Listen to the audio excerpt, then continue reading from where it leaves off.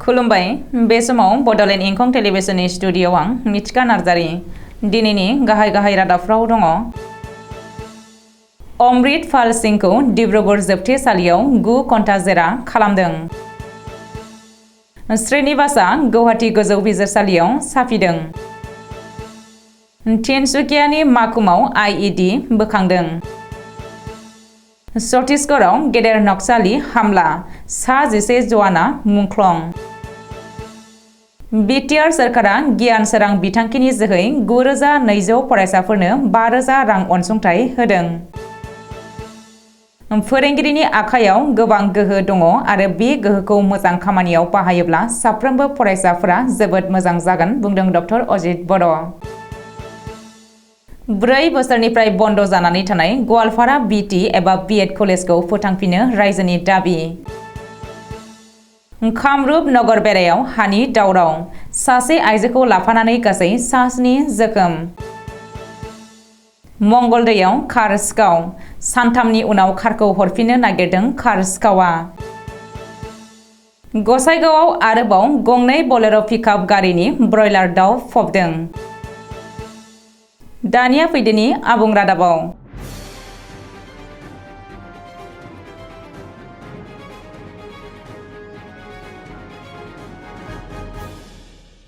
पान्जाबनिफ्राय लाबोनाय बारिश पान्जा देनि गाहाय आरो खालिस्तानी मददगिरि अमृत पाल सिंहखौ डिब्रुगड़ सेन्ट्रेल जोबथेसालियाव लान्थ्रियै 9 घन्टा गोलाव सम जेरा खालामदों।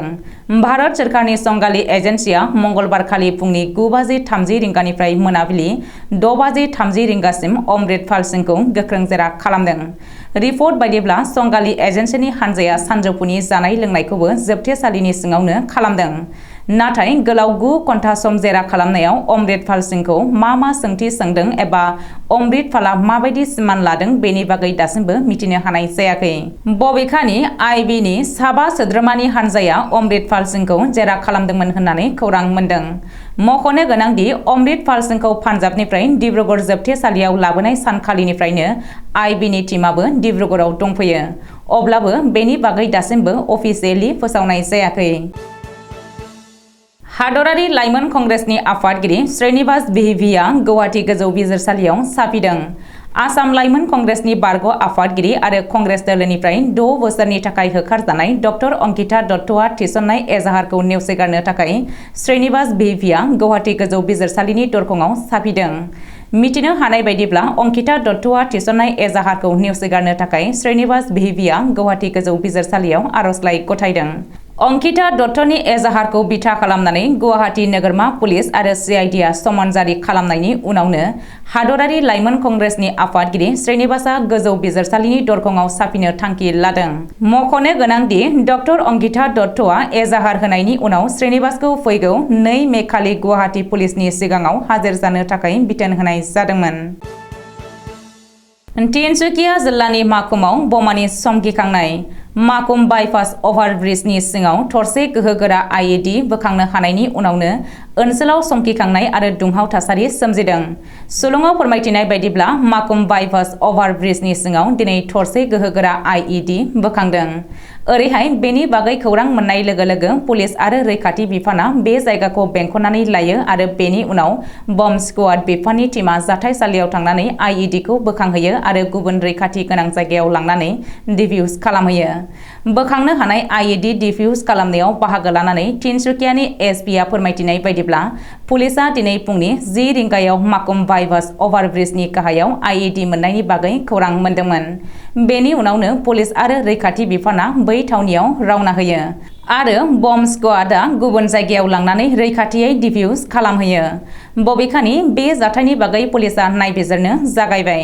नाथाय बे खौरांखौ सुजुनाय समहालागै बे जाथायजों लोगोसे बबे मोनसे आफादा लोब्बा दङ बे दासिमबो सोराङाव फैयाखै आरो मोनसेबो आफादा बेनि सिमान लायाखै।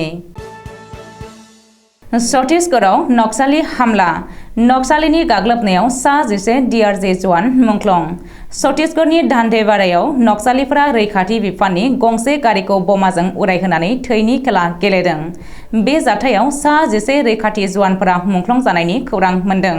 मिथिनो हानाय बायदिब्ला दान्तेवाड़ानि अरनफोराव दिनै डिस्ट्रिक्ट रिजार्व गार्ड सुंग्रियै DRGनि जवानफोरखौ लानानै थांनाय गारियाव नक्सालिफोरा IED बेफ्रुहोदों, जेराव सा 11 DRG जवानफोरा मुंख्लं जायो। मुंख्लं जानाय जवानफोरनि गेजेराव सासेया गारि ड्राइभार। बबेखानि बै नक्साल हामलायाव जिउ गोमानाय DRG जवानफोरनि बिबाङा आरोबाव बांबावनो हागौ। थांनाय 10 साननि गेजेराव छत्तीसगढ़आव बे नक्सालिफोरनि थामथि IED बेफ्रुहोनाय जाथाय। मख'नो गोनांदि बावैसो सान सिगां मिरु नखर मन्त्रि अमित शाहआ छत्तीसगढ़आव फैनानै बास्ताराव नक्सालिया जोबस्रांसिगोन, नक्सालिनि दावहाया जोबथा खोलोबआव सौफैबाय होननानै फोसावदोंमोन। नाथाय मिरु नखर मन्थ्रिनि बेबायदि फोसावनायनि उनावनो नक्साल माओवादिया रैखाथि बिफाननि सायाव गाग्लोबनायखौ गोख्रोंसिन खालामदों। रिपर्ट बायदिब्ला दिनै अरनफोराव जानाय बे जाथायनि उनावनो जाथायसालियाव बांसिनै रैखाथि जवानफोरखौ थिसनो आरो गोलाव सम नक्सालिफोरजों दावहा नाङो। बबेखानि बे खौरांखौ सुजुनाय समहालागै रैखाथि जवानफोर आरो नक्सालिनि गेजेराव गावलायनाय जागासिनो दङमोन। ओरैहाय दिनै बे जाथायनि उनाव नक्सालबादिखौ रेहाय होनाय नङा आरो नक्सालि माओवादिनि हेंथायै सोरखारि जुजिनाया जोबथा खोलोबआव दंसै आरो थाबैनो नक्सालबादखौ फोजोबगोन होननानै बुंदों छत्तीसगढ़नि गिबि मन्थ्रि भूपेश बाघेला। बिटिआर सोरखारा सोलोंथाइ बिफाननि बानजायनायाव बिटिआर ओनसोलनि गुबुन गुबुन फरायसालियाव फरायगासिनो थानाय गोरिब सीमा हांखोनि फरायसा फरायसुलिफोरनो गियान सोरां बिथांखिनि गेजेरजों 5,000 राङारि अनसुंथाइनि चेक राननानै होदों।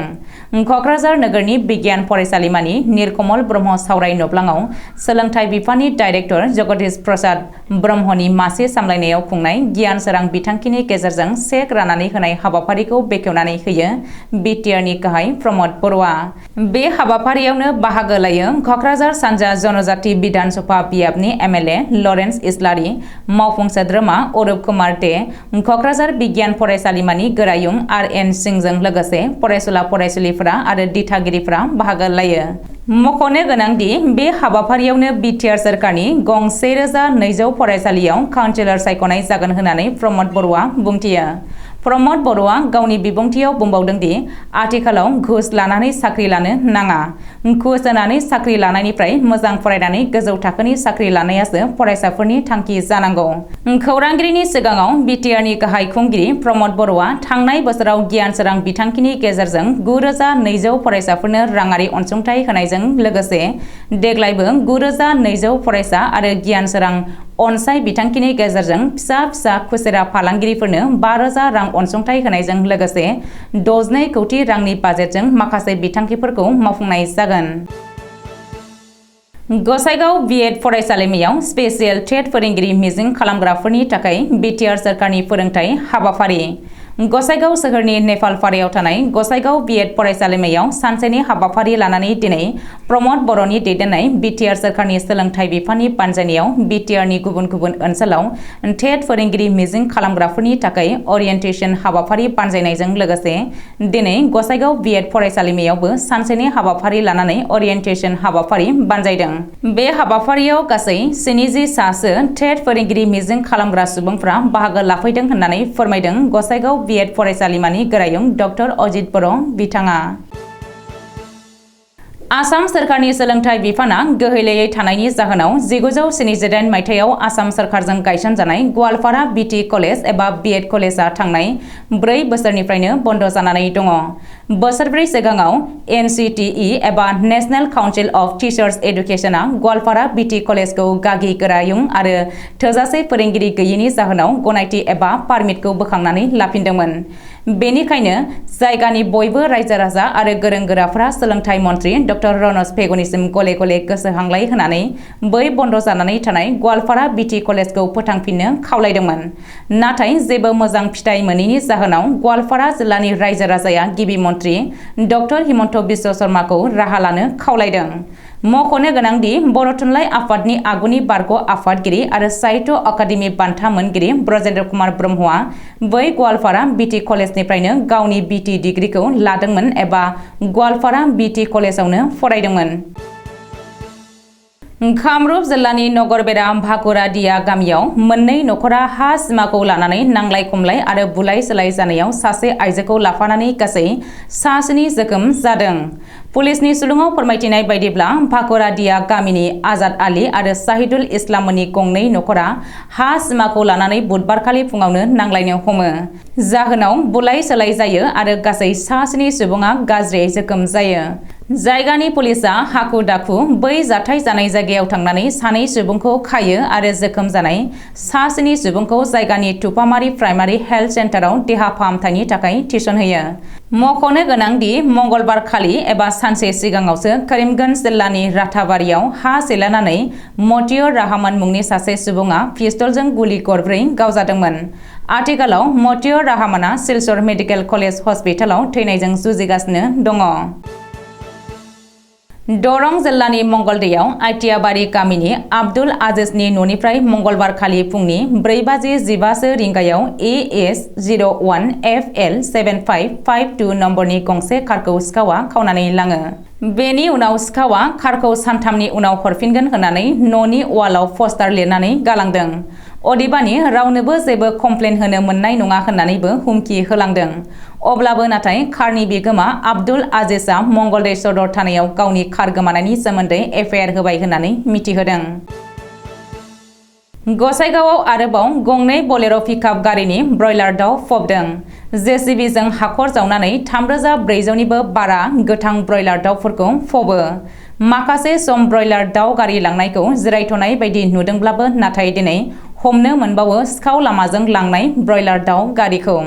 थांनाय मोनायाव गसाइगाव साबकाटा पुलिस बिफाननि सं दाननायाव हमनो हायो गंसे ब्रयलार भर्ति दाउ गारि।